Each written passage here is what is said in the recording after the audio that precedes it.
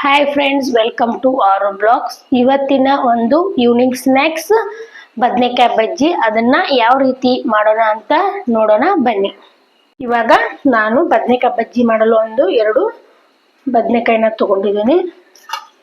ಇವಾಗ ಬದನೆಕಾಯಿ ಮಸಾಲ ಮಾಡಲು, ಅದಕ್ಕೆ ಸ್ಟಫಿಂಗ್ ಮಾಡಲು ಇವಾಗ ಒಂದು 10 ಮೆಣಸಿನ್ಕಾಯಿನ, ಆಮೇಲೆ 1 ಬೆಳ್ಳುಳ್ಳಿ ಹೆಸರನ್ನ, ಆಮೇಲೆ ಕರಿಬೇವು ಸೊಪ್ಪು, ಒಂದು ಅರ್ಧ ಚಿಟಿಕೆ ಜೀರಿಗೆ, ಆಮೇಲೆ ಸ್ವಲ್ಪ ಕೊತ್ತಂಬರಿ ಸೊಪ್ಪು, ಆಮೇಲೆ ಸ್ವಲ್ಪ ಶುಂಠಿ, ಆಮೇಲೆ 2 ಬದನೆಕಾಯಿನ. ಇವಾಗ ಇದನ್ನೆಲ್ಲವನ್ನು ಮಿಕ್ಸಿಗೆ ಹಾಕ್ಕೋಬೇಕು. ಒಂದು ಸ್ವಲ್ಪ ಉಪ್ಪು ಹಾಕ್ಕೊಂಡು ಇದನ್ನ ಪೇಸ್ಟ್ ಮಾಡ್ಕೋಬೇಕು.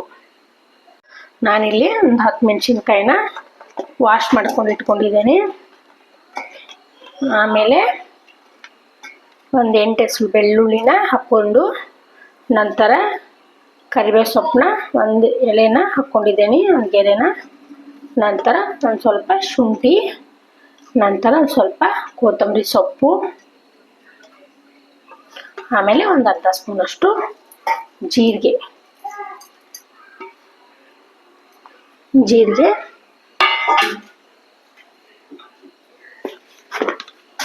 ಆಮೇಲೆ ಒಂದು ಅರ್ಧ ಸ್ಪೂನಷ್ಟು ಉಪ್ಪನ್ನ, ಒಂದು ಅರ್ಧ ಸ್ಪೂನಷ್ಟು ಉಪ್ಪನ್ನ ಹಾಕೋಬೇಕು.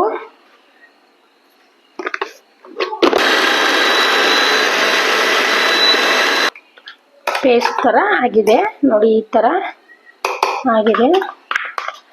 ಇದನ್ನ ಒಂದು ಬೌಲ್ಗೆ ಸರ್ವ್ ಮಾಡಿಕೊಂಡು ಇಟ್ಕೊಳ್ಳೋಣ. ಕೊತ್ತಿದ್ದೀನಿ.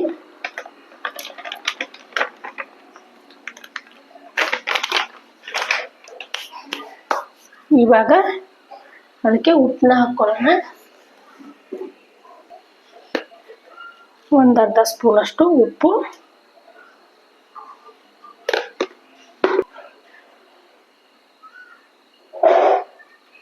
ಇವಾಗ ಓಂಕಾಳನ್ನ ಹಾಕ್ಕೊತಿದ್ದೀನಿ. ನಂತರ ಒಂದು ಅರ್ಧ ಚಿಟಿಕೆಯಷ್ಟು ಸೋಡಾನ ಹಾಕ್ಕೊತಿದ್ದೀನಿ. ಒಂದು ಅರ್ಧ ಸ್ಪೂನಷ್ಟು ಎಣ್ಣೆನ ಹಾಕ್ಕೋಬೇಕು. ಒಂದೇ ಸರಿ ನೀರು ಹಾಕ್ಕೋಬೇಡಿ, ಸ್ವಲ್ಪ ಸ್ವಲ್ಪ ಹಾಕ್ಕೊಂಡು. ಇವಾಗ ಹಿಟ್ಟನ್ನ ರೆಡಿ ಮಾಡಿಕೊಂಡು ಒಂದು 5 ನಿಮಿಷ ಸೈಡ್ಗೆ ಇಡೋಣ. ಇವಾಗ ಆಯಿಲ್ನ ಹಾಕಿ ಇದನ್ನ ಸ್ವಲ್ಪ ಕಾಯಲ್ಲಿ ಇಟ್ಟಿದ್ದೀನಿ. ಇವಾಗ 2 ಬದನೆಕಾಯಿನ ಇದನ್ನ ವಾಶ್ ಮಾಡಿಕೊಂಡು ಸ್ಲೈಸ್ ತರ ಕಟ್ ಮಾಡ್ಕೋಬೇಕು. ಇವಾಗ ನೀಟಾಗಿ ರೌಂಡ್ ಆಗಿ ಇದನ್ನ ಕಟ್ ಮಾಡ್ಕೊಳ್ಳೋಣ.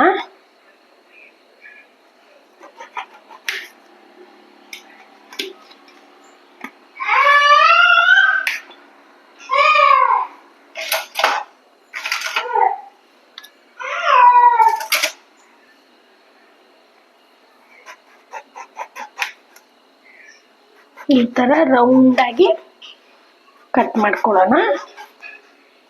ಇವಾಗ ಬದನೆಕಾಯಿನ ನೀಟಾಗಿ ಇದನ್ನ ನೀರೆಲ್ಲ ಒರೆಸ್ಕೊಂಡು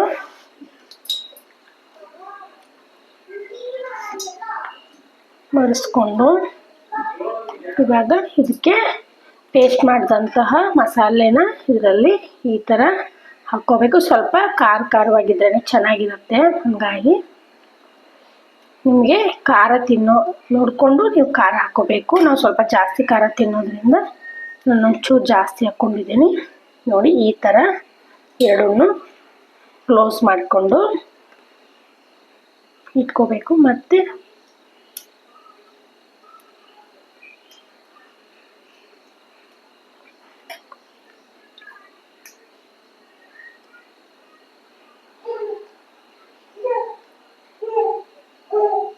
ಮತ್ತೆ ಇಟ್ಕೋಬೇಕು.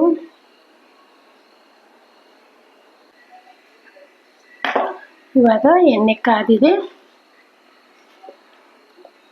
ನೋಡಿ, ಈ ತರ 2 ಕಡೆ ಈ ತರ ಹಾಕೊಂಡು ಪೊಟ್ಯಾಟೊ ಕಾದುತ್ತಿರ್ತರ ಬಿಡಬೇಕು.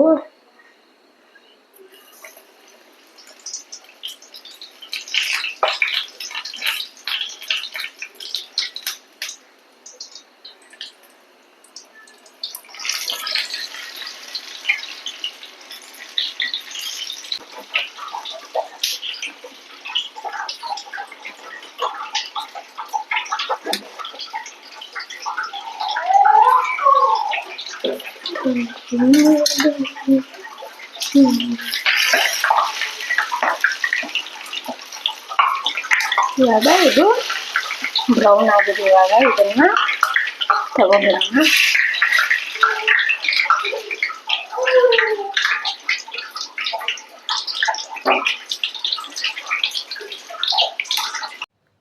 ಇವಾಗ ಬದನೆಕಾಯಿ ಬಜ್ಜಿ ರೆಡಿಯಾಗಿದೆ.